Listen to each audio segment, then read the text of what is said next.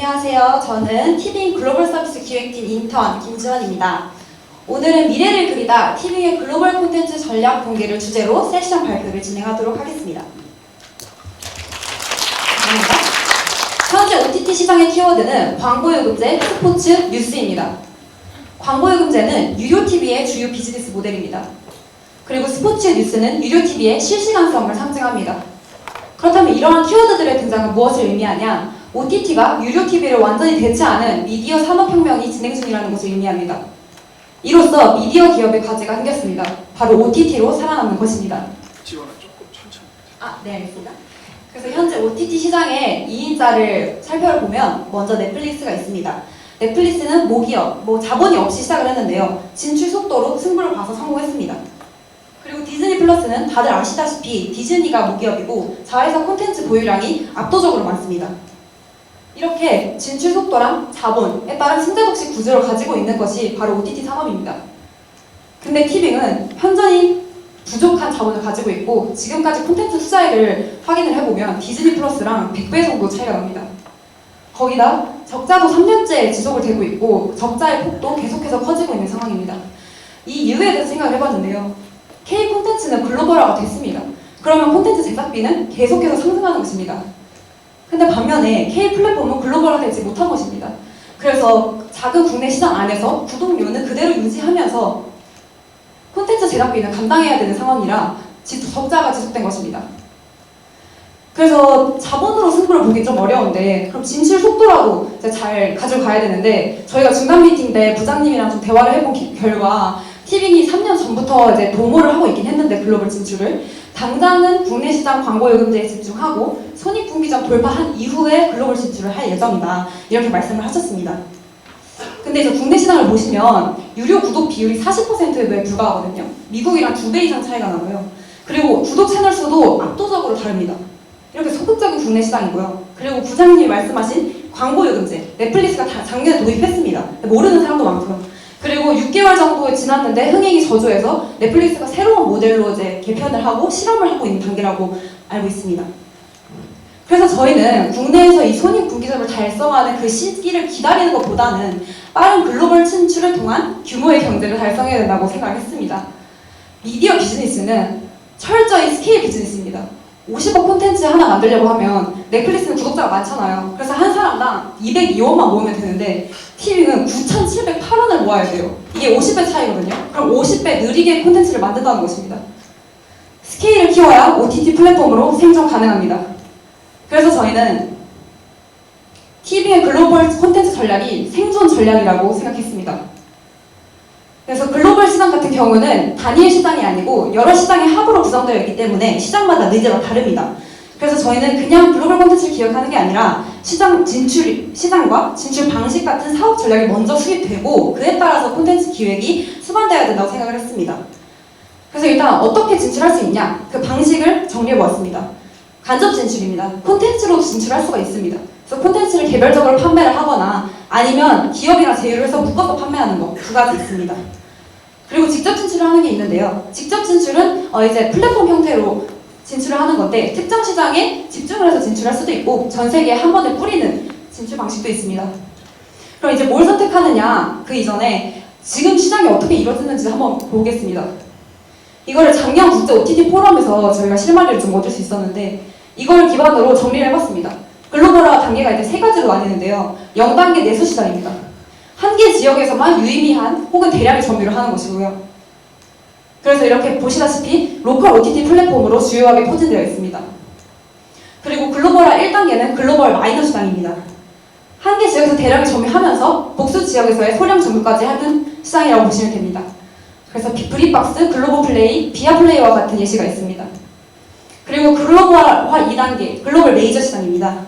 복수 지역에서 소량 아니고 대량 점유를 하는 것이고 저희가 아는 넷플릭스, 디즈니 플러스, 프라임 비디오가 여기에 들어갑니다. 그래서 이렇게 다른 미디어 기업도 포함해서 현황을 정리해봤고 이해할 수 있었습니다. 그렇다면 TV는 거기서 어느 정도의 위치에 있고 앞으로 어떻게 나아가야 되냐? 그게 문제입니다. TV는 여기 보시면 내수 시장이 있습니다. 한 개 지역, 즉 우리나라에서만 유의미한 시장 점유를 하고 있고 해외에서는 이용이 아예 불가능한 상황입니다.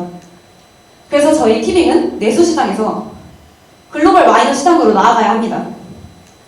그래서 글로벌 마이너 시장 기업들을 어떻게 하고 있나 살펴봤습니다.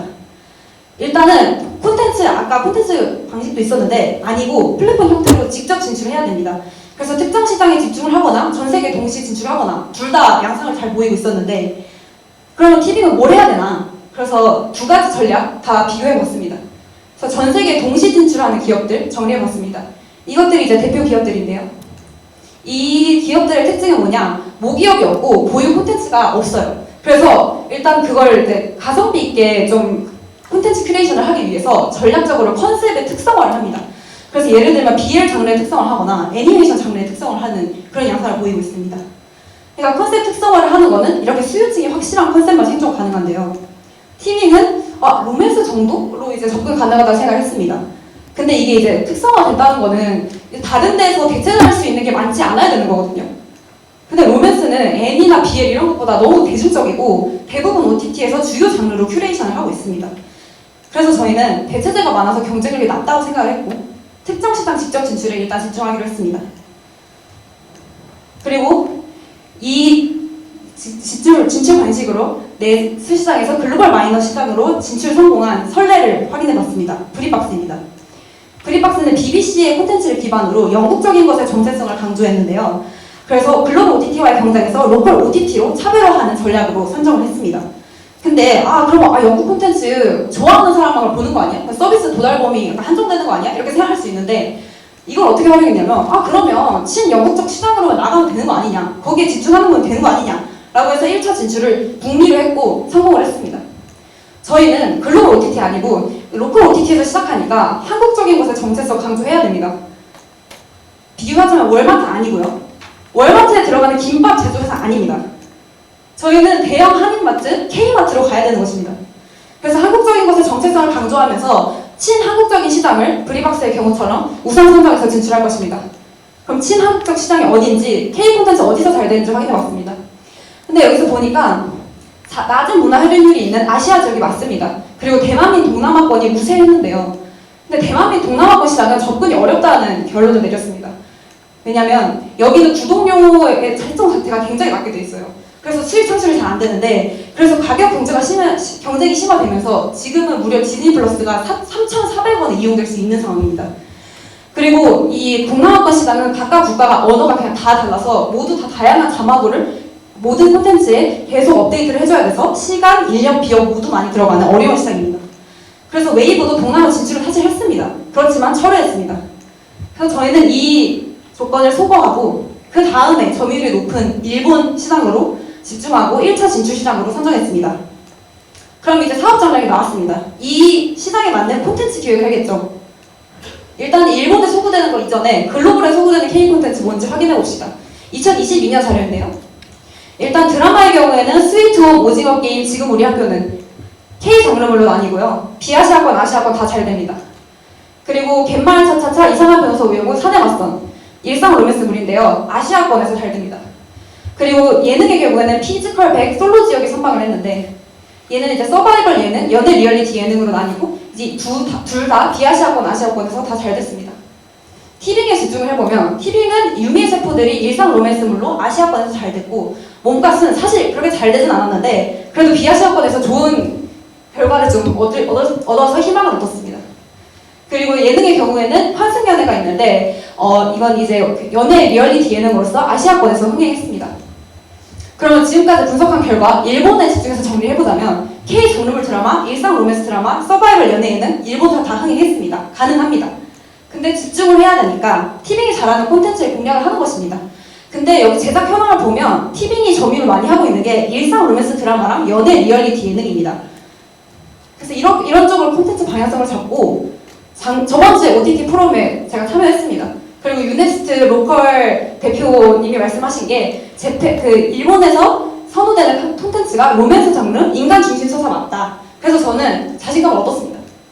그리고 저희가 기획한 콘텐츠를 말씀드리겠습니다. 먼저 연애 리얼리티 예능입니다. 이건 이제 캠퍼스 커플을 이제 컨셉으로 하는 연애 리얼리티 예능인데 출연진을 대학생으로 구성하고 출연진에게 봉대 아름이 같은 캐릭터성을 부여하고 그리고 개강총회로 첫 만남을 하고 MT로 여행 데이트를 가고 복학생을 매기로 만드는 그런 설정을 도입하고 CC 문화가 일본에도 있거든요. 그래서 거기에서 현지화해서 제작 가능하다 생각했습니다. 그리고 로맨스 드라마 두 편이 있는데요. 먼저 3대 웹소설 나쁜 남자가 끌리는 이유의 드라마입니다. 이제 본격적으로 나쁜 남자를 컨셉으로 내세우고 있는데 지금 아까 보여드렸다시피 갯마을 차차차나 뭐 그의 노래는 이런 거 굉장히 순한 맛이거든요. K 매운맛 로맨스가 부활해야 됩니다. 그래서 한류스타 캐스팅을 해서 이런 컨셉으로 진행을 할 예정입니다. 그리고 두 번째는 순한맛 로맨스도 해야겠죠. 그래서 가타부타타가 있습니다. 이게 웹툰의 드라마인데요. 이거는 두 남녀의 그 연애 서사뿐만이 아니라 그 여자 주인공이 눈치를 많이 보고 감정을 잘 모르고 이런 트라우마를 극복하는 서사도 있어서 굉장히 그 섬세하고요. 이게 인간 중심 서사를 좋아하는 일본 현지 정서를 공략할 수 있다고 생각했습니다. 그리고 실질적으로 보시면 한국 콘텐츠 제일 수출이 많이 되는 게 서바이벌 예능이거든요. OTT랑도 이제 동시 송출 공동 제작을 제일 먼저 많이 하고 있는데 그러면 CJ ENM 사실 서바이벌 예능의 명가잖아요. 안 할 수가 없습니다. 그래서 생각을 해봤습니다. 근데 지금 요즘에 Z세대 팬덤이 어떤 생각을 하냐면 제가 헤메코 이런 거 보면은 아 이거 일회성 비판을 옛날에 했는데 이제는 아이디어까지 내고 구체적으로 제시를 해요. 그래서 팬들의 피드백을 적극적으로 반영하고 다양한 비주얼에 대한 테스트를 해줄 수 있는 예능이 필요하다 생각했습니다. 그래서 헤메코 서바이벌 예능을 진행하는 것으로 생각해봤습니다. 그래서 이 스타일리스트로 구성된 크루간 뷰티 미션을 경쟁을 하고 그리고 메이크오버의 대상은 한류 연예인입니다. 그래서 그 인기를 활용할 수 있는 컨셉이 되겠습니다. 그래서 지금까지 사업 전략 진출과 콘텐츠 기획까지 살펴보셨는데요. 요점 정리해드리겠습니다. 티빙은 내수 시장에 있습니다. 글로벌 마이너 시장으로 나아가야 됩니다. 그걸 위해서 특정 시장 직접 진출 형태로 한국적 컨셉을 가져가고 친한국적 시장인 일본을 선정했습니다. 그리고 일본에 소구되는 한국적 콘텐츠를 기획했습니다. 이에 따라서 2025년을 약간 언급을 하셨었는데요, 부장님이. 2024년 중반기에는 일본 런칭 및 마케팅을 해야 되고요. 그리고 그 1년 뒤에는 현재 점유율 4위 내에는 진입을 해야 됩니다. 이를 통해서 티빙은 일단 적자 창출을 해야 되고 그 다음에 한국 대표 OTT 플랫폼으로서 글로벌 설국을 해야 됩니다. 그렇게 되면 비인기 한국 콘텐츠까지도 그 플랫폼에서 수익화가 가능해지고 한국 창작 생태계 지금 많이 힘든데 협상력 강화할 수 있습니다. 그래서 한국 미디어 산업을 수호하는 대표 OTT 플랫폼이 돼줘야 됩니다. 다시 한번 말씀드리겠습니다. 미디어 비즈니스는 스케일 비즈니스입니다. 스케일을 키워야 OTT 플랫폼으로 생존할 수 있습니다. 발표를 들어주셔서 감사합니다.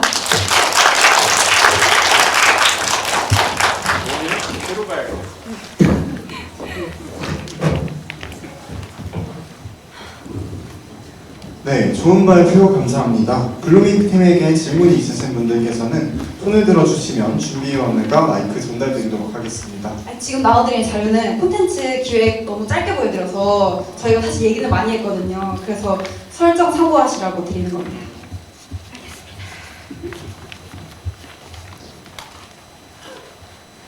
네, 질문 있으시면 손을 들어 말씀해 주시면 감사하겠습니다.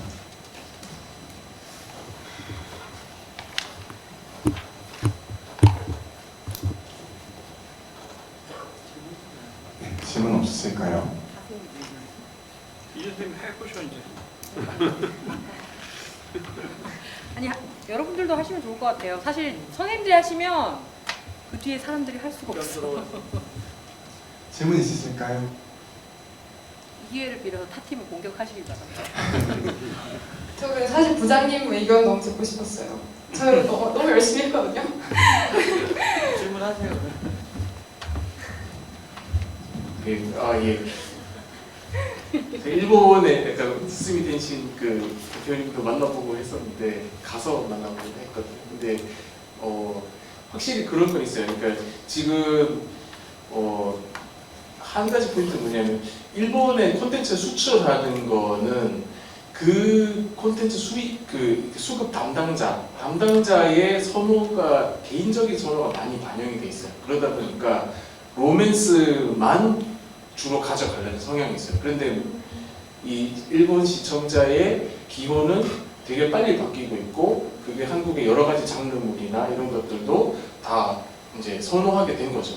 그럼에도 불구하고 이제 수출로는 그 담당자를 통보하기가 되게 힘들었었는데 지금 말씀 주신 것처럼 이제 저희가 용기를 얻고 나가서 일본에 가서 지금 말씀 주신 것 같이 일본 수출력 그냥 담당자 통해서 파는 게 아니고 뭐 직접 사업을 해서 갈 수 있다면 상당히 잘하면 대박이 날 수 있는. 그러니까 4등 아까 4등 말씀하셨는데 4등 정도면 한 300만 조금 안 되거든요. 네, 그 정도 해야 이제 되는 건데 사실 저희가 목표로 잡은 것도 그 정도 수준입니다. 그래서 예 어떻게 그걸 아셨나 하는 게 좀 이제 예, 저그 생각했던 게 그게 1등이 넷플릭스잖아요. 네. 근데 1등에 이제 넷플릭스 10개 중에서 8개가 한국 콘텐츠잖아요. 이제 잘 되는 게.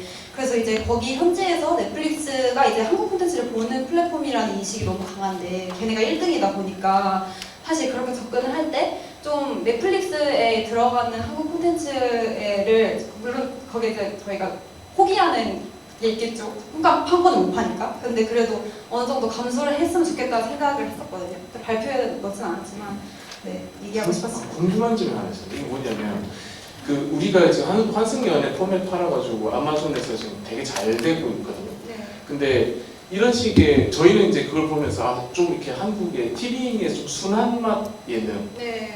정서를 건드리는 이런 게 좀 좋지 않을까라고 저희도 어쩌면 길들여진 걸 수도 있어요. 근데 매운맛 예능을 네. 강조하신 이유가 뭔지 그게 좀 궁금하긴 합니다. 매운맛 예능이 사실은 원조인 것 같아요. K 드라마에. 왜냐면 꽃보다 남자나 상속자들이나 뭐 별에서 온 그대나 그러니까 이게 이제 매운맛이라는 게 그러니까 요즘은 너무 그 굉장히 너무 전개가 느리고 그래서 이게 약간 썸 타면서 살짝 끌리는 그런 이제 그 과정도 굉장히 천천히 막 보여주고 그런 게 약간 좀 현실적으로 가려고 한 것 같은데 옛날에 좀 더 약간 판타지였단 말이에요. 그게 매운맛을 만드는 것 같아요. 이게 사람들이 사실 현실이 아니니까 그걸 보면서 되게 재밌다고 느끼고 그리고 되게 자극적이고 뭔가 K-팝도 그렇고 이 K-드라마도 그렇고 되게 그런 자극적인 게 컨셉이 사실 있잖아요. 그게 먼저 그 컨셉으로 선정이 돼서 한국에 알려졌고 그래서 사실 그게 원조라고 생각을 해서 이제 그거를 다시 글로벌 시장에서는 왜냐면 확인해보니까 아시아권에서는 옛날 콘텐츠도 많이 소구를 하더라고요. 그게 굉장히 돈이 많이 되는 사업이고 또 그러면은 그걸 굉장히 좋아한다는 거잖아요. 그럼 그걸 그리워할 수 있다고 생각을 하고